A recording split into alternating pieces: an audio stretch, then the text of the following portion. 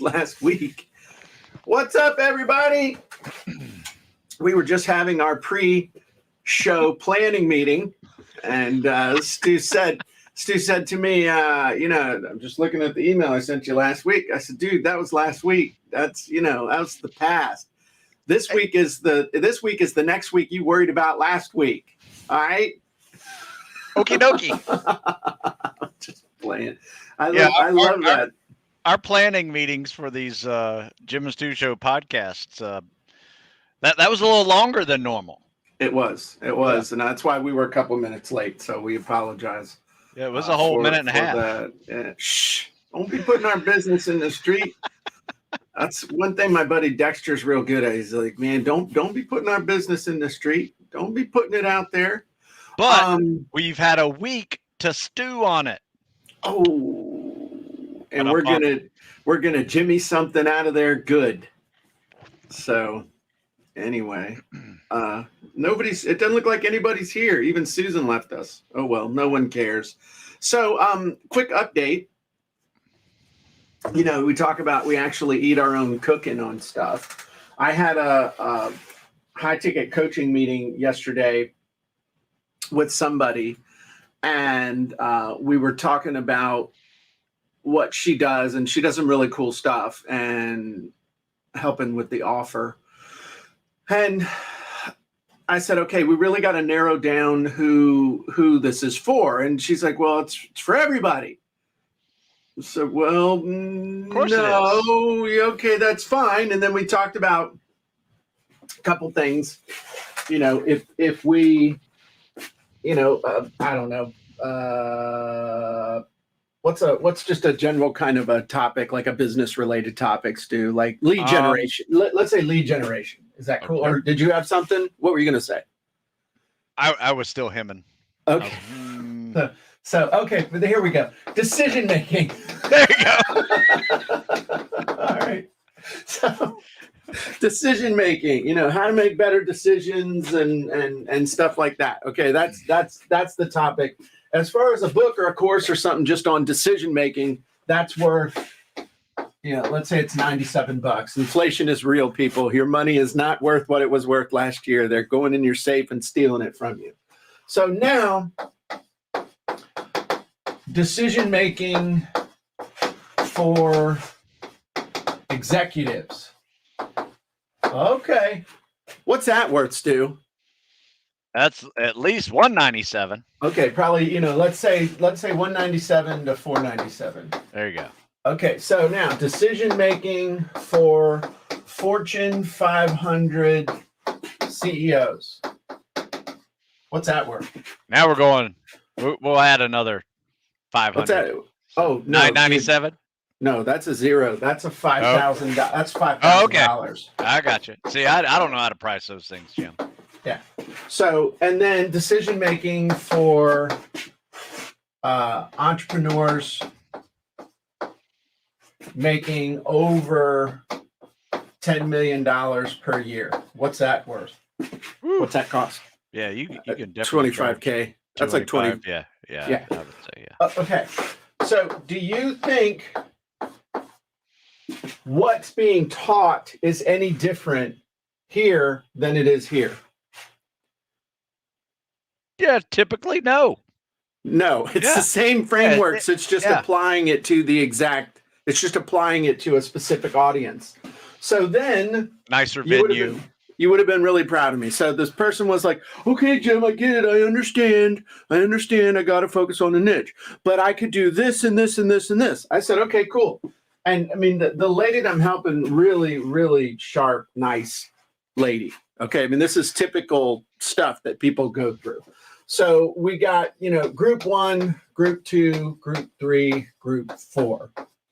Now I couldn't remember all the stuff from the Carver matrix. Okay. So I basically came up with a few things. All right. So the first one was how easily can you communicate with these people? Then the second one is how profitable would each one be? Then the second one was how fast could you come up with your offer and then the last one was how willing are they to pay for help? Okay, it wasn't. I couldn't remember. You lost me at C. I didn't remember what the hell C went. So I couldn't do the rest of R ver. Yeah. Okay. So anyway, she started. We started going through this, and it was interesting because as far as the money, she was, and I did on scale of 1 to 7. Everything was a 7 to 7 to 7. How fast can you? Oh, I can do it fast for everybody. And how willing are they? Oh, everybody's willing to pay for it.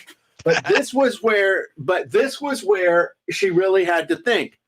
Okay, do you know anybody who's one of these? Can you easily advertise them, and will your story make sense for them? No. Okay, that's a 1. How about this one? Well, sort of. Okay, that's a 1. How about this one? Well, I know lots of them, and I could probably get people to help me to promote my course and do affiliates, so that's a 6. Okay, this is your answer. So she was like, okay, I got it. I understand. So I want y'all to understand something, that we don't just teach you this stuff to have our gums flapping. I mean, these are tools that we use, whether half fast or all fast. But this is real. This is reality. I mean, and I kind of knew where she needed to be, but if I'd have told her, she would have, oh, Jim told me I had to do this, but I'd rather be over here. But then this helped her make the decision to be able to put it into a different format for being able to evaluate what was going on. So I wanted to share that with you because it was pretty impactful, actually, using that. That's really a neat concept too, Jim, because I am a very visual person. Mm-hmm. And I'm not sure if it's like a trait of most entrepreneurs, people who own their own businesses. Mm-hmm. But I think it is. I think some of us have to see it to believe it. Whether if I have a big decision, like this thing's on decision making, I have a big decision. I actually draw a roadmap, right? And I say, this is where I am now. I'm driving this road, and I have a fork in the road. I have 2 decisions to make. I go over here, I go over here. And what are the processes of doing both? So I actually draw it up. There's no numbers to it. It's just me visualizing the process of going left or going right. Mm-hmm. And for me, it is a very helpful tool to, one, seeing how much time's going to be involved, how much work's going to be involved, any hiccups that can occur. And I have to see that. Like, I can't just think about it in my head and say, that's what I'm going to do. If I see it written out, I'm a much better decision maker. Right. Or it sounds like not just written out, but drawn out. So let me ask you a question. I've been reading a book.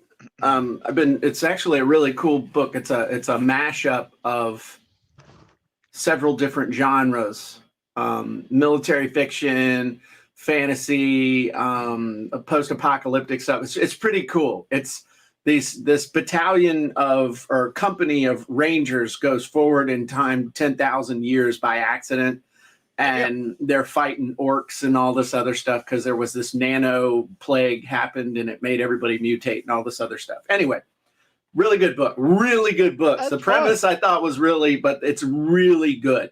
So. And luckily there's 6 of them, because don't you hate it when you read a book and then it's like, oh, the book's over and you're like, damn, I got to find another book. So especially on a Kindle. So, but one of the things they talk about in there is a sand table that they use for mission planning and stuff. What you were high speed, low drag. What is a sand table, and is there any applicability here to us? Good question. But yes, we would always, what we called it, in the SEAL teams, it was dirt diving. Okay. We would dirt dive. Instead of a sand table, we had a dirt dive. And whether or not we were diving or not, we still called it a dirt dive, right? Okay. I guess it was our water roots that were always part of that. But we learned dirt diving in second phase of buds when we were planning our dive. We knew what courses we were going to take, for how much time, what we're going to do under the target, all that stuff. And we actually drew it out. It was like a big thing of dirt, right? And we would just draw our routes and stuff on the dirt and where the targets were. And some people got more elaborate than others and actually had, piers and boats and, things like that were part of the dirt dive. But you can make it as elaborate as you want. Some people have these things instead of on the ground and you're just X's and O's like you were a kid drawing out plays playing football. Mm-hmm. They have it on a table and it's, set up. It's 3-dimensional. You can see it from all different angles, and you can, depending on your creativity, you can really make that so real that you can see situations occurring before they occur and have those contingencies ready to go. Okay. And do you see any applicability for that in what we're talking about here? I'm just curious. I wanted to ask you. It's just two fellas talking right now with people listening. I don't know. Like I said, I like drawing up charts with numbers. I mean, the method you have right there is foolproof. I also like to draw out pathways and options, so I can see the literal fork in the road. I can see it, on a piece of paper. And some reason it makes me think clearer when I am having to make a decision like that.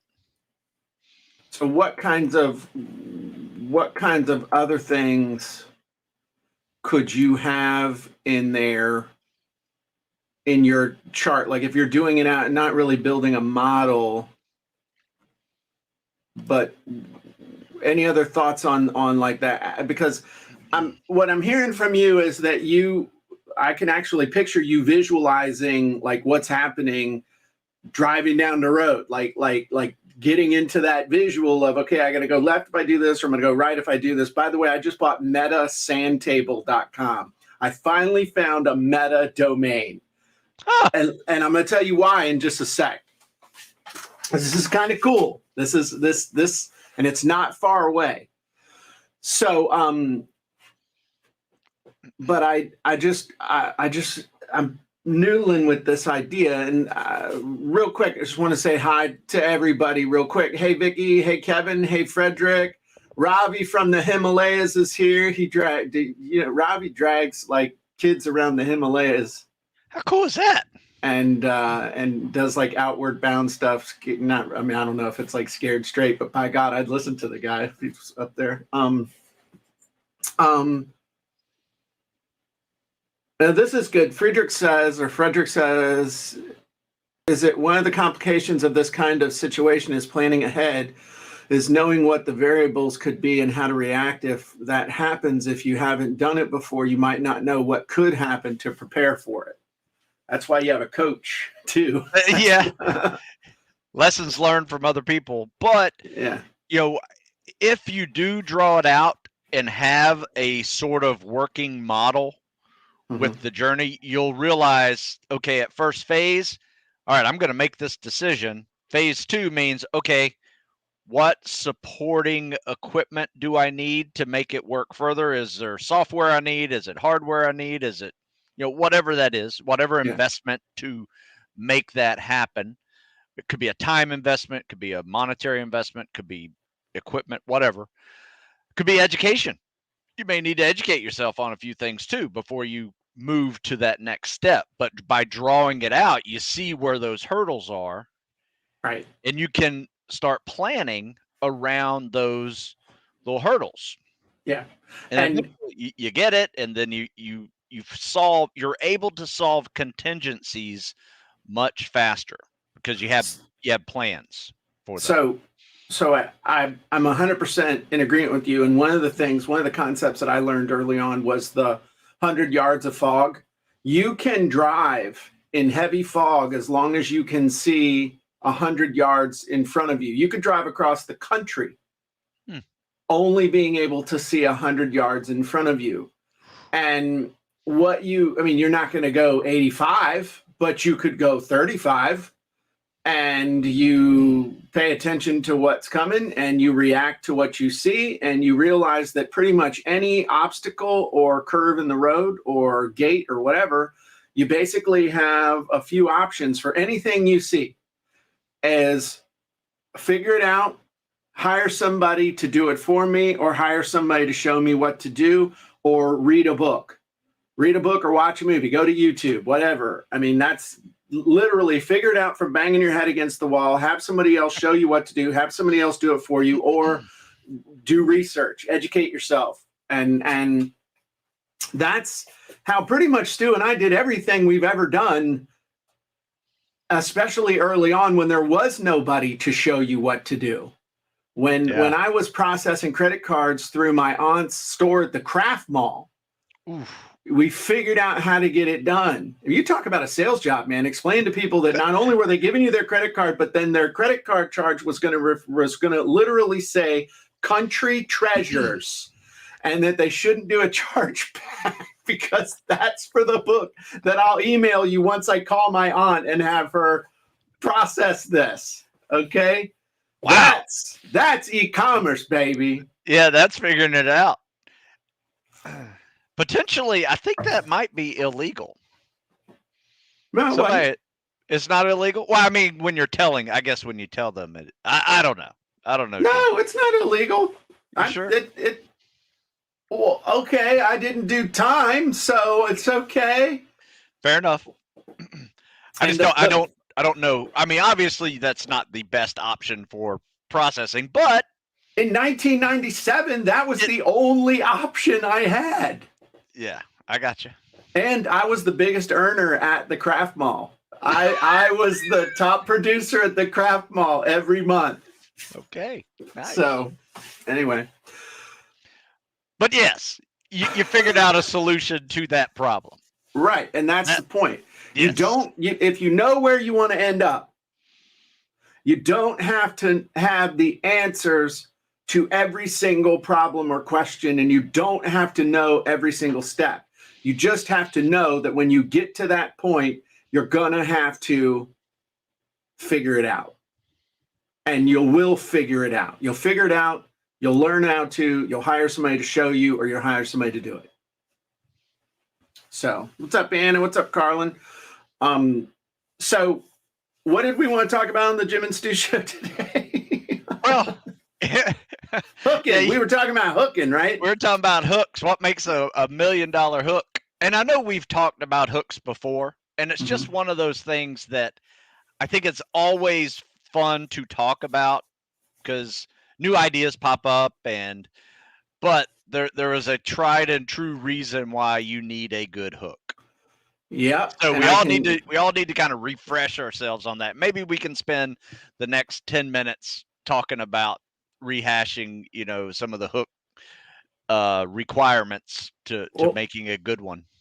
Let me show you something just to show you the difference a good hook makes. Okay. So, I've never claimed to be like a Kardashian influencer or anything, and I'm not, I'm not Stu Smith. I mean, I was super excited. We broke 10K followers, so now we could tell people to swipe up or whatever. Except, I guess everybody can tell people to swipe up now. So I'm like late to I'm awesome. Nope, we're all awesome now. But I want to show you something, and again, it is what it is. Like here's 20 hearts, 17 hearts, 98 hearts, 16, 18, 181, 11. 2,000. What? Okay, what happened there? A better hook. Look at all the. I mean, some of these are just kind of generic-y, and then this one: become the #1 hooker in your niche in 60 seconds.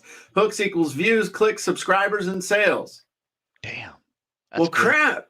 That was good. And then we tried something else. We actually made the video square, and I figured out how to do that in real time, which is pretty cool. And then so we're like, okay, we discovered the formula, Stu. All of our views are going to get thousands and thousands and thousands of hooks. Let's do it again. In fact, let's make it even more complicated. Let's have the arrow over the thing and this other stuff and 285. Now, this one, I look like Joe Biden getting ready to sniff a little kid's hair. That one only got 32. This one has a better hook, and you can see the whole hook. We don't sell books, we sell solutions. We sell a result. 67. Yeah. So the thing is, you always have to be hooking. You always have to be thinking of, always have to be thinking, what's the hook? What's the hook? What's the hook? Because the information in these isn't any better or worse, plus or minus. The information in this video here, or this video, or this video, or this video, plus or minus is no better or worse than the other information in there. It's me. But what was the difference? A dang good hook. In this case, the hook was about hooking. So everything's gotta have a hook. Pretty good title too. Become the number one hooker in your niche in 60 seconds. Made me think of that Borat movie about his sister. Genius. So the point is, a hook can be a picture, a hook can be it can be words, it can be some kind of motion, it can be whatever will kind of stop the scroll and pre-frame people for what's coming next. But what you don't want to do is stop the scroll with a gimmick that doesn't deliver on the thing that gets them to stop. So it's got to be a pattern interrupt, it's got to be a pre-frame, and it's got to have a benefit in it, or the promise of, if you keep doing something, you're going to suffer. So it's got a fear or a benefit. It breaks them out of their pattern and it pre-frames them for what's coming next. Then your content, or whatever the story is that you tell after the hook, has to deliver on the hook. It's all got to flow. I like that. Hooking? It's so good. You know, it really is. I mean, I have found it's so true is when you have a nice title, nice headline, even a little bit of humor in there. I've found humor is a really big hook. Yeah. You know, how to make a Spec Ops. Have you ever seen a Spec Ops candidate cry? That was one of your better ones. That was a great one. You know, it was pretty dramatic, but you know, it was. You want to see something really funny? Sure. This is some dude made this. I think he's a former Green Beret, right? So he and I, you know, are in similar businesses, but he's you know, he doesn't teach swimming, so he's always given me a hard time for swimming. So can I share my page real quick? Yep. Go ahead, and I will allow it. All right. So this is. Can you see this? Oh, there we go. Yes. So this company called the Operator Association. I saw this. So and I laughed. I was dying. So it's like, you know, I do a lot of combat swimmer stroke, CSS, you know, also to be confused with some kind of website computer language. So I get some computer hackers on my cascading style sheets, Stu. Yes, exactly. You know, like I said, I don't know anything about it. But the CSS combat swimmer stroke videos, I do voiceovers all the time. In fact, I'm growing my TikTok page just with CSS videos. And so anyway, it's getting kind of popular. And so these other people are starting to comment on it. But this was just so funny. You know, with little SpongeBob down there saying, you want to see me do it again? See, you should share that. Did you share that? Oh, I did. Yeah, this is on my page now. Oh, okay. But I, you know, tagged the Operator Association. So yeah, good stuff. Oops. And you know, the funny thing is that sometimes, especially when we're talking about content and other things, sometimes people don't want more content. Sometimes people don't want to learn something. Sometimes people just want to chuckle and want to be Yeah. entertained a little bit and then move on, or they want to be inspired or something. So Yeah. sometimes a little shot of adrenaline or the laughing gas can go a longer way. And that pisses me off sometimes because I'll put all this time and energy into a piece of content, and then I'll flip some meme that I hosed from somewhere else and get like 10 times the reactions.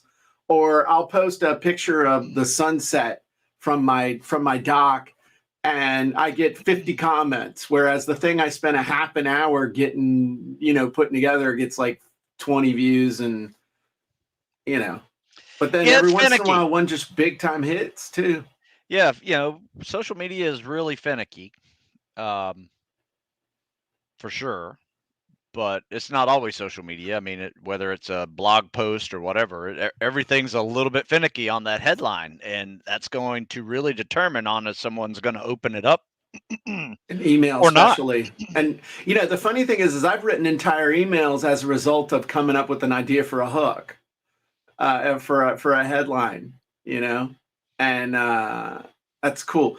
Anna says creating a good hook is an art and skill. Listening to you and seeing your examples helps tremendously. That's awesome. I think we all help each other because you get ideas. If I have an idea and you have an idea and I see yours and you see mine, it's not like we trade pennies and we still each only have a penny, but I have an idea, you have an idea, you see mine, I see yours. So now we have 4 ideas, and then there's usually a 5th idea created when you combine the 2. So yeah. And one thing about your decision matrix back there is that, yes, we all have a niche, but we also have subgroups within that niche that may respond better to different types of hooks. Yep. Different types of headings. So, and that's what that matrix back there really told you. Yeah. Well, in this case, it was, it was the same product, but different groups to go after. But having subgroups, it's interesting, just depending on where people are in the journey. They start out here and they want to be over here wearing the Superman cape. And what you got to do is understand the complete journey that they're going through to try to get over here. And depending on where they are is going to determine what resonates with them at that particular, part of the journey. True. You with your stuff, you divide everything into 2, through, and after, and you're mainly selling to the 2 and the through crowd. Not a lot of after until way after. Yeah, 40 plus. Right. Yeah. And so you got to understand where they are on the journey, and that's going to make a big difference with the hooks as well. So yeah, good thinking. All right. Sweet. So to Gerald asked a question, Stu, should poor swimmers not even bother trying out for ranger selection? Well, if you're a poor swimmer, going Army is the logical option, because you're just not going to swim that much. And when you do swim at ranger school, you do put on big scuba fins. And I have seen people barely pass swim tests, and then they put on scuba fins, and they're just as good as everybody else because you just kick and you just move. So I wouldn't sweat it too much, though. There's a big difference between being a poor swimmer and being a non-swimmer. Poor swimmers, not a problem. Non-swimmers, go down to the Y and start practicing. You need to take some lessons. Yeah. Cool. All right. Well, shall we do the podcast? Let's do it. 149. All right. Feeling fine in 149. Hey, I did want to acknowledge something kind of cool, and this doesn't happen. I geek on this stuff. Today is pretty much the only time in any of our lifetimes that we will ever see this date again. 2222. This is it. You'll never see this again in your lifetime. Huh. Yeah. 2222. Yep, that's it. You will never see it again. So feel good about the numbers for today. Okay. I need to go write a check or something, so I'll actually have a reason to write the date. Okay.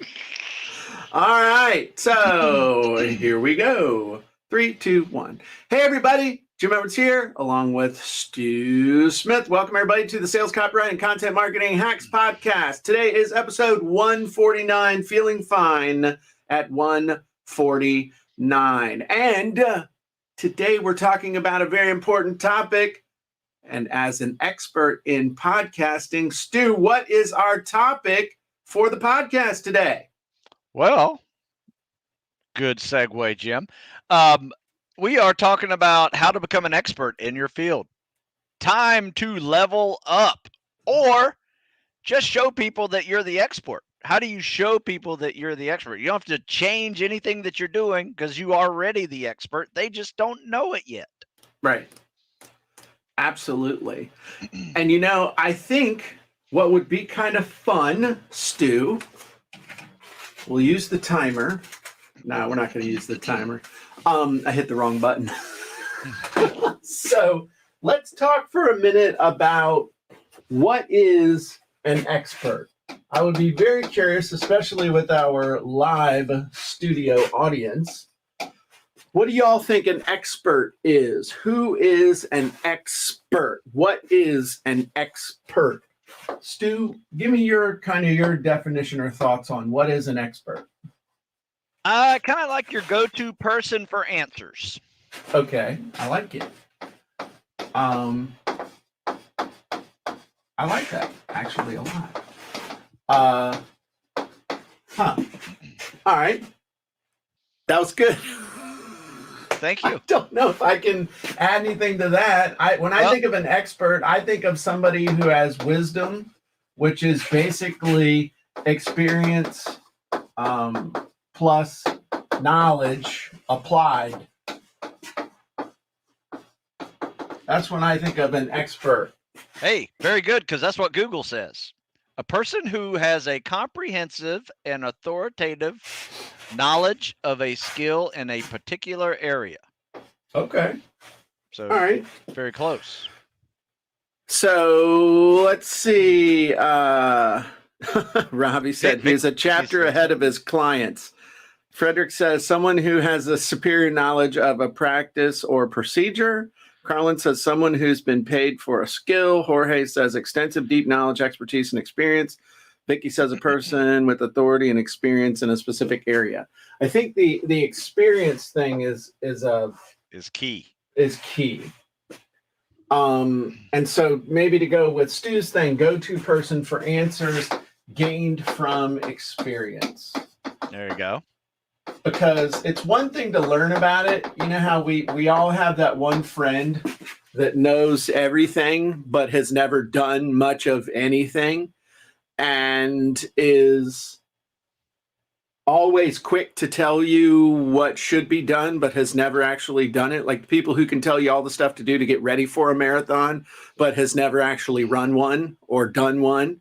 Or everybody who knows everything about. So I'm going to digress for a minute. So I'm in a gym on a boat. It wasn't a gym boat, but it was a cruise with a bunch of people. And I had my little Stu Smith workout in my 3-ring binder, and I'm doing my drill like I've done for years. All right, sometimes up, sometimes down. But always just doing my little drill. And so guy comes in, I know of him, but I don't really know him. And he comes in and I've got a couple guys around with me and they're trying to do the workout with me and stuff, but they're really not doing all that great. And they're looking to go do something else because it's hard, even though they're all half my age. So guy comes in and starts talking about pancakes. And I'm like, what in the hell are you talking about pancakes for? Well, I know that if I do this certain amount of this and that and that and this, that, I can have this many pancakes. I said, you're serious, right? He said, oh, yeah. That's how I figure everything out. I said, okay, well, tell me about your workout. And he's like, starts telling me, and I said, okay, that's kind of cool. He said, but if you want, I'll work out with you. I was like, okay, we're warming up with 50 pull-ups. And he tried to be cool, and he's like, I said, we can do them I usually do them as a pyramid. It turns out to like 55, and we throw in some other stuff just to warm up. He said, well, that sounds like the workout. I said, no, that's the warm-up.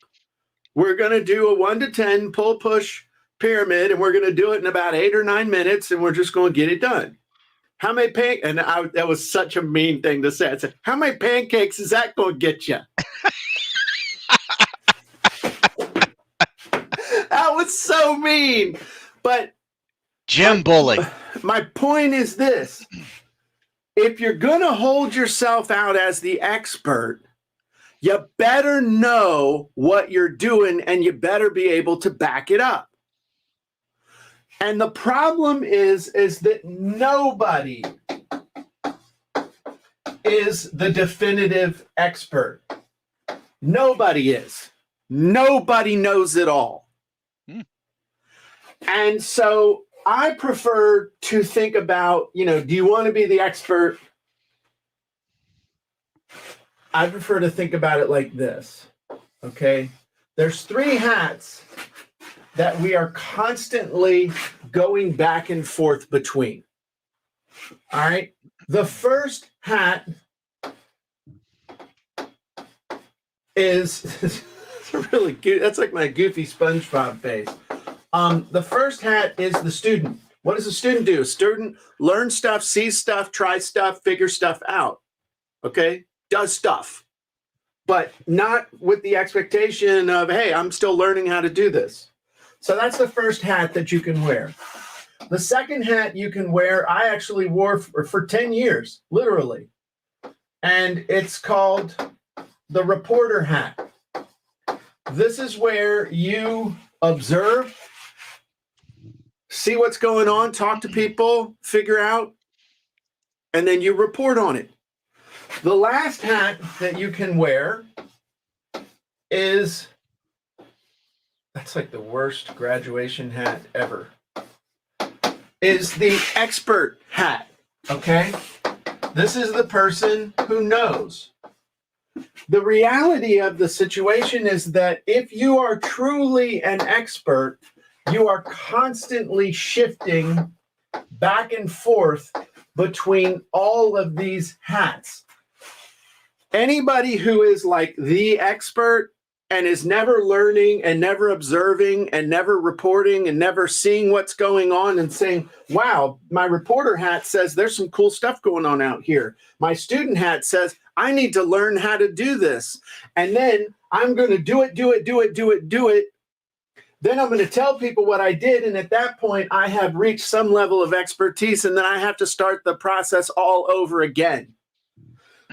If you find somebody who's holding themselves out as the expert, who you don't constantly see doing things that they haven't done before, or they don't know what's going on in the market, who's doing what's going on, that kind of stuff, they ain't a real expert. Because, like I said, the real expert is doing all of these things at the same time. That's a true expert. In fact, that is what we would even call a master. So there is no such thing as being an expert. There's someone who is a master in a certain area, but this isn't a destination either. This is completely a journey. Mastery is a journey. It's a never-ending journey. So in the Jim and Stu show, I said to you, we were talking about sandbox and other stuff like that. And you described, doing really, somebody could do ornate 3D things and other things like that. There is coming in the world of the metaverse, okay? The ability to be able to plan stuff and mind map and do things in true 3D. There's some stuff that's already out there that's kind of clunky, But once they kind of get the interface and everything done, it's going to be amazing.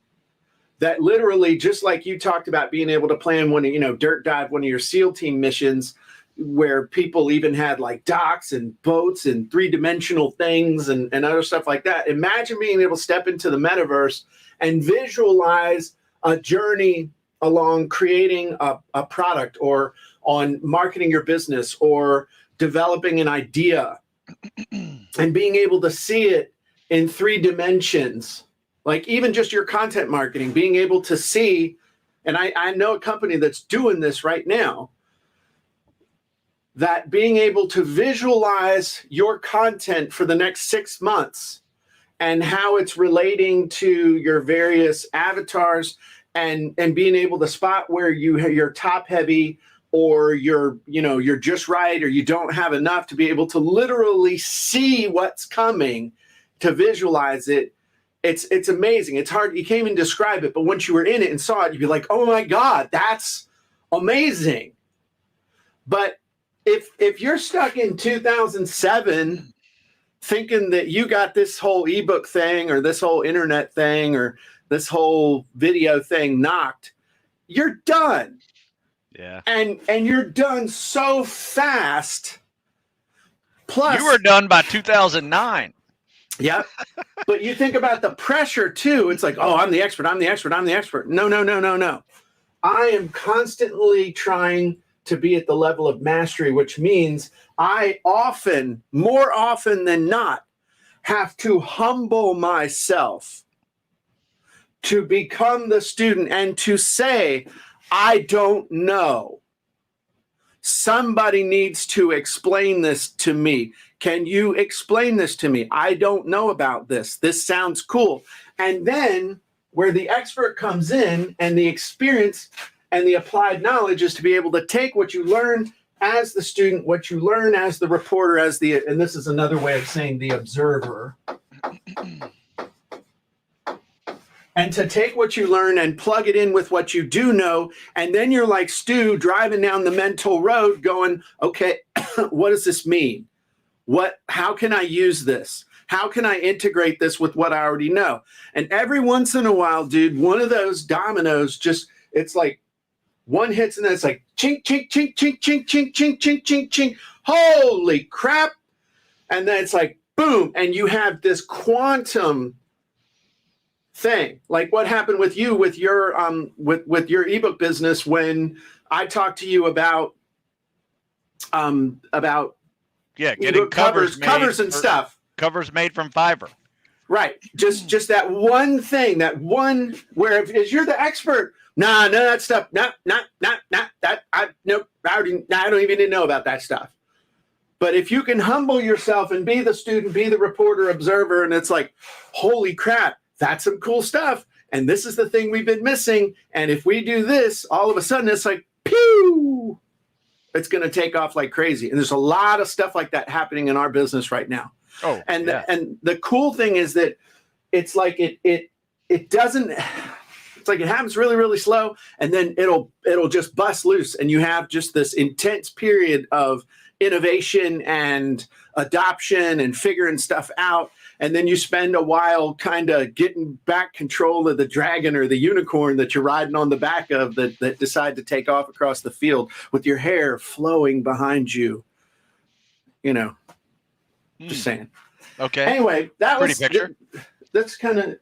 No, that's great. Think about my hair flowing. I wish I had some hair to flow. But a true expert is not. Anyway, the true expert is the person who's capable of doing all of this, and that's the process. Whew, that was a lot. Sorry, man. Jim, I took a few notes. Okay. While you were speaking, because you struck a nerve, a good nerve. So the expert does not necessarily mean that person is a good teacher, coach, or mentor. No, that's a learned skill. Yeah. You know what I mean? Yes, like Tom Brady, we will always say that is the best quarterback I've ever seen, but he may not be a great quarterback coach. Right. right? I don't know. Maybe that's what he's going to do next. I'm not sure. But, just the expert does not mean you're a good teacher. So you have to, if you are trying to do a business being the expert, you also have to focus on your ability to teach. Yeah. Another note before you wrote your student thing is expert is still a student. Yep. And the expert has failed more times than the student has ever tried. Yeah. Great quote. Is that your quote? No. That's like ancient Chinese secret quote. Yeah. Okay. Ancient Chinese secret. Yeah. Yeah, that's great. Great observations. Let's look at some comments from the peanut gallery. Vicky said you should have known at pancakes. He's a pancake expert. Good point. AI's moving at lightning speed. Master knows when to return to the fundamentals and re-explore them. Yes, absolutely. That's a great thought, Carlin, because that's something I'm constantly relearning the stuff that I knew. But when I relearn it, I learn it with a whole new perspective, and I'm able to take it to the next level. Yeah, you're able to apply new technology and new methods to old experience, right, and make it a whole new experience for people. Easy. You know what they call that whole process, Stu? Staying relevant. Synthesis. Yes. It's being able to synthesize all that stuff together. Frederick says, I describe myself as a lifelong learner, but I enjoy learning new tech. Carlin says, you just spoke to me. That's awesome. Somebody whose name I have no clue how to say says hi from Russia. Jorge, this is a good observation. Jorge says it takes a lot of effort to stay an expert by continuous watching, experimenting, and learning. You're absolutely right. And Vicky says, I'm feeling more like an expert now. And that's, I think, when you know you found your passion too, because Stu, you are only you're less than a year younger than me, but you still do things that like 18-year-olds can't do as far as physically, mentally tough as nails, good dad, great husband, great family man, all that cool stuff, lots of work for the community and your country still. I think, and you're still sharp and looking to do a lot of stuff and learn and do, and like your podcasts and, your coaching. Oh, yeah. And do you think it's because, is it because also part of being in that process is being in the area that you're supposed to be in? Like you're doing what you were called to do. Yeah. I also enjoy it, so it doesn't even feel like work. And I write about coaching and training. So if I'm going to write about coaching and training, I need to be coaching and training. So even though I am the coach out there training students, I'm also the student learning new applications for individual problems at the same time. So you can definitely wear a couple of hats for sure. But yeah. So. I think you just said something that is key to the whole thing. You gotta enjoy this. You gotta enjoy whatever it is that you're doing, because I was damn good at mortgages and I was damn good at real estate. But after I got past the feeling good of making a lot of money, the money wasn't worth it, and it became a giant ball of stress that made me want to go step in front of a beer truck going 60 miles an hour down the highway. I mean, I was miserable. So all the stuff that I thought I was going to get that would make me happy, sports car, house, expensive suits, fat salary, that whole thing, I was miserable. And so you got to find the thing you enjoy. That's not to say you follow your passion, because there are a lot of yoga teachers out there that are on food stamps. So part of it is finding the thing that you're really good at and figuring out how to do it in an enjoyable way that helps you to do your thing.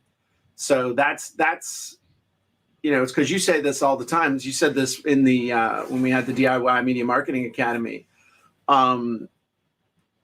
The problem is if you turn your hobby into your business, you lose your hobby, and the thing that gave you joy becomes a source of stress. Yeah. So you got to be. There's a fine line for sure. Yeah. So it's a combination of what you're good at, how you can help people, and you got to enjoy it. But sometimes the stuff that you're really, really good at, you learn to enjoy and become engaged in. And it's interesting. I'm not sure where the switch flips, because anyway, maybe that's for a different podcast sometime. But figuring out where you're supposed to be, it's a combination of experience, knowledge, and the market is where that is. But this is key. I can't. I mean, this is one of those things. Just if you don't enjoy it, you're not going to put in the work that's necessary to reach the level of mastery that's going to get you to people to look at you like as an expert. It's just not going to happen. You're not going to see yourself as an expert. You're going to have imposter syndrome. You're going to have all those things that plague people that put themselves out. Unless you have no self-awareness and you're a total sociopath, you're going to have that, which means the only way around that is to put in the work to reach the mastery, and you can't do that unless you're enjoying it. That is true. Hey, by the way, 4 years of Russian at the Naval Academy has helped me to decipher what Hi from Russia says, and that is marketing, ENG. No kidding. Yeah. Did you copy and paste into Google? I did not. That is actually just the English word spelled out in Russian letters. Okay. It's not actual. I mean, it could be a Russian word as well, but it is actually pronounced marketing. Excuse me. As it is spelled. Yeah. Did you ever, you probably can't tell us this, but when you got out of the Naval Academy, did they ever stick you on a radio and a listening post somewhere listening to Russian chatter during the Cold War? Well, it was different. Yeah, I graduated in 91, so it was over. Right? My political science background and Russian language quickly became a history degree in the early 90s.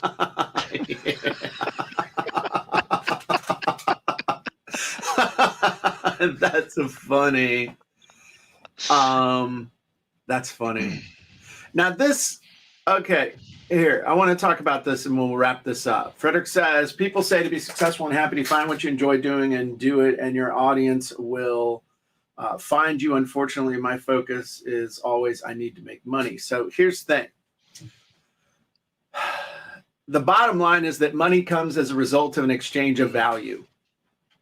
And what you need to do is create a value proposition for people, an offer, something that they go, holy crap, that's going to help me to avoid pain. It's page 16 of my book, Make Money, Save Time, Avoid Effort, Escape Pain, either mental or physical, be more popular, feel more love, be more clean, what have you. So what you got to do is figure out where all that stuff intersects. Again, it's your knowledge, your experience, and the market. What does the market want that you can satisfy?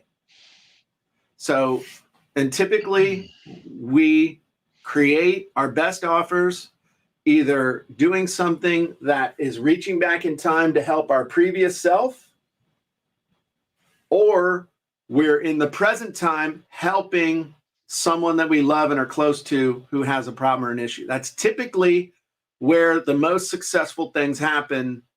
Not saying, hey, I heard you can make money with dog training videos and I hate dogs and I don't even like cats. So, and by the way, I love dogs. I have 4. Okay. So that's the key. And it's hard to figure out, and it takes a while. And it's not about following your passion, because your passion, I've never really seen anybody that their passion, like I have a passion for guns. I'm not going to go become a gun dealer or a weapons instructor or any of that stuff. All right. I have a real passion for it, but I'm not going to make money from it. You know, I never thought I'd become a teacher, but we're all, in the end, we all turn into teachers in some way or another. So focus on the market, focus on where your knowledge and experience and the market all intersect. That's where you got to get. Okay. And no, we're gonna coach Frederick today. I'm also an ordained minister, and my passion is to help people, but I found that in ministry, there is not a lot of money. That's right. So what you got to do is take the things you have learned in the ministry and find a market that you can help. Look at John Maxwell. He is a great example of someone who was in the ministry, who actually did really well in the ministry, but he took the leadership lessons that he learned from the ministry and brought them into the secular world. Again, knowledge, experience, market. Who, you know, what payoff, what big benefit, what big payoff can you get for somebody? What problems can you solve for somebody? And that's, you know, again. Yeah. And people think of him as like the ethical leadership instructor. Oh, yeah. You know, I mean, that's how he is viewed. He's the number one leadership coach in the world. As the expert of that. And he pulled that from, you know, his ministry experience. Yeah. So leading there you go. Yeah. Sorry, I didn't mean to interrupt you. No. It's the Jim and Stu show. It's like sometimes it's the Jim runs his mouth, but then Stu knows how to wind Jim up and let him go. So it's planned. Gotcha. But I think, you know, again, this is more than just for this is more than just the topic of a podcast. Sure. This is a weekend. This is 6 months. This is, again, wherever you are. But again, no matter where you are, the next step is where you need to go. Even if the next step is figuring out what the next step is. I'm not trying to be all Yogi Berra-ish. Sometimes the next step is figuring out what the next step is.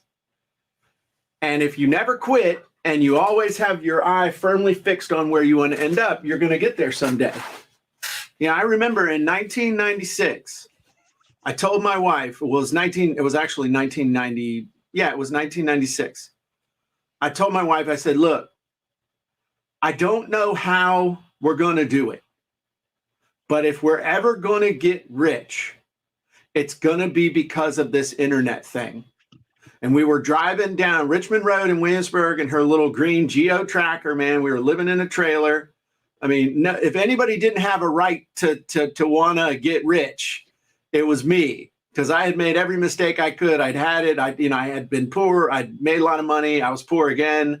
Couldn't seem to make good business decisions, all that stuff. But I remember saying, if I'm ever going to get rich, it's going to be because of this internet thing. Now, I had no idea how, but I knew that I was at least going to, you know, sneak my ass into the stadium. It's like my buddy Dexter said, you know, all we got to do is get into heaven.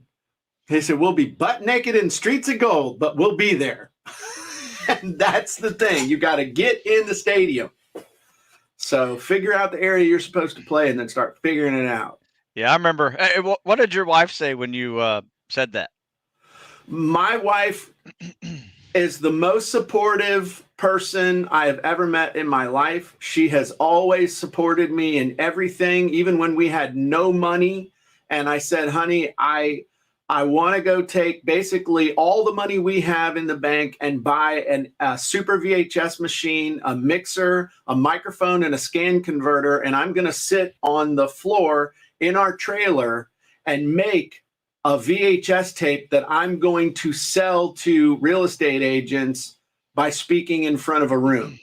And Nice. she said, okay, let's do it.